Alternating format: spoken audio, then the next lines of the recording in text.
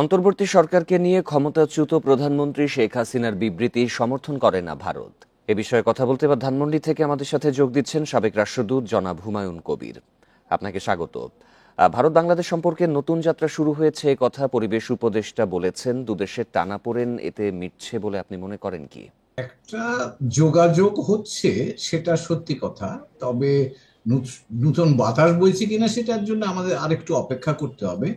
তবে আজকে ইন্ডিয়ান পার্লামেন্টের ফরেন অ্যাফেয়ার্স স্ট্যান্ডিং কমিটিতে ভারতের পররাষ্ট্র সচিব যে বক্তব্যটা দিয়েছেন, তাতে এটা প্রতীয়মান হয় যে তিনি ঢাকায় এসে আমাদের পররাষ্ট্র সচিব পর্যায়ে আলোচনা, পরবর্তীতে আমাদের পররাষ্ট্র উপদেষ্টা মহোদয়, প্রধান উপদেষ্টা মহোদয়ের সাথে তার আলোচনার আলোকে তারা খানিকটা নড়ে চড়ে বসেছেন, এটা বোঝা যাচ্ছে। তার কারণ তিনি বলছেন যে আহ, ভারত সরকার বাংলাদেশের জনগণের সাথেই সম্পর্ক বজায় রাখতে চায়, কোনো একটি দল বা কোনো ব্যক্তির সাথে নয়। এটা আমি দেখছি একটা ইতিবাচক ইঙ্গিত হিসাবে।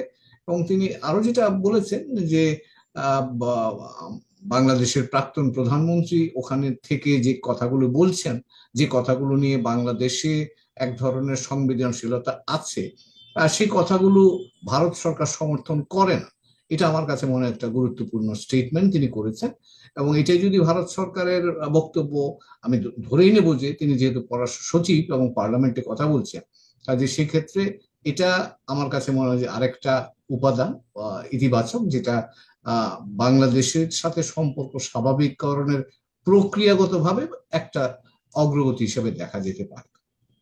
এবং আমি মনে করছি যে আহ, গত ভিজিট যেটা হয়ে গেল, পররাষ্ট্র সচিব পর্যায়ে যে আলোচনা হলো, তার হয়তো খানিকটা ইতিবাচক প্রভাব এখানে আমরা লক্ষ্য করতে পারছি। তবে সামগ্রিক, যেহেতু তিনিও কথাটা বলছেন, আমিও তার কথার সাথে একটু যোগ করতে চাই যে একটা বিষয়ভিত্তিক সম্পর্ক তো নয়, অনেক বড় বিস্তৃত প্রেক্ষাপটের সম্পর্ক। এটা তাদের কাছে ছোট্ট বিষয় হলেও বাংলাদেশের কাছে কিন্তু রাজনৈতিক বক্তব্য, ভারতের মাটিতে বসে বাংলাদেশ বিরোধী কোনো বা বর্তমান সরকার বিরোধী কোনো বক্তব্য যদি আসে, বিশেষ করে গত আন্দোলনের প্রেক্ষাপট থেকে যে সরকারটা উচ্চারিত হয়ে এখন আছে, তাদের বিরুদ্ধে বা বাংলাদেশের গণ আন্দোলন সম্পর্কে যদি কোনো বিরূপ মন্তব্য আসে, সেক্ষেত্রে বাংলাদেশের মানুষের জন্য এটা বড় বিষয় হিসাবে এটা আবির্ভূত হবে, হয়েছে এবং হতে থাকবে। এবং এক্ষেত্রে আরো একটা যোগ করি, যদি ভারত মনে করে যে বাংলাদেশের জনগণের সাথেই তার সম্পর্ক বজায় রাখতে হবে, সেক্ষেত্রে এই ধরনের কর্মকাণ্ড যাতে না ঘটে, সেটা প্রতিরোধ করাও কিন্তু নৈতিকভাবে ভারতের দায়িত্ব হিসেবে পড়ে বলে আমি মনে করছি। হুমায়ুন কবির, বাংলাদেশ ভারতের মধ্যে তো একটি বন্দি বিনিময়ের চুক্তি রয়েছে, তো এই চুক্তির আওতায় ভারত শেখ হাসিনাকে ফেরত দেবে কি? এটা নির্ভর করে আমরা কখন তাকে চাইছি। ইতিমধ্যেই তো আমাদের মাননীয় প্রধান উপদেষ্টা মহোদয় ইঙ্গিত করেছেন, তিনি বলেছেন যে তাকে কোর্ট যখন চাইবে, প্রক্রিয়াগতভাবে তাকে কোর্টের কাছে যে যে তার কাজগুলো বা তাকে প্রক্রিয়ার মধ্য দিয়ে নিয়ে যাওয়া, একটা সিদ্ধান্তে যাওয়ার জায়গায় যাবে, তখন বাংলাদেশ ভারতকে অনুরোধ করবে। বাংলাদেশ অনুরোধ করলে তখন প্রশ্ন আসবে যে তখন এই চুক্তি যেটা আপনি বললেন, বন্দি বিনিময় চুক্তি কাজে লাগানো যায় কি যায় না।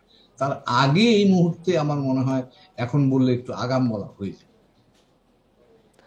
জনাব হুমায়ুন কবির, সর্বশেষ জানতে চাই যে বাংলাদেশ এবং ভারতের মধ্যে বর্তমানে যে কূটনৈতিক সম্পর্ক রয়েছে, সেটি সামনের দিকে কোন ধাপে আগালে দুদেশের জন্যই মঙ্গলজনক হবে বলে আপনি মনে করেন? এটা তো বহুমুখী সম্পর্ক, বহু স্তর ভিত্তিক সম্পর্ক।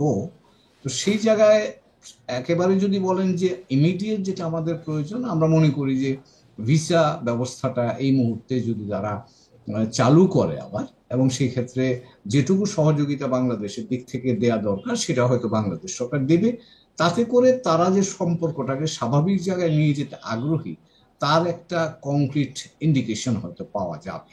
এছাড়াও ধরেন যোগাযোগ যেগুলো ছিল, সেগুলো তো আপাতত বন্ধ আছে, সেগুলো আবার শুরু করা গেলে আমি মনে করি যে সম্পর্ক স্বাভাবিক হওয়ার গতিটা একটু বাড়তি, গতিটা একটু বাড়বে। জনাব হুমায়ুন কবির, আপনাকে অসংখ্য ধন্যবাদ আমাদের সাথে যোগ দেওয়ার জন্য।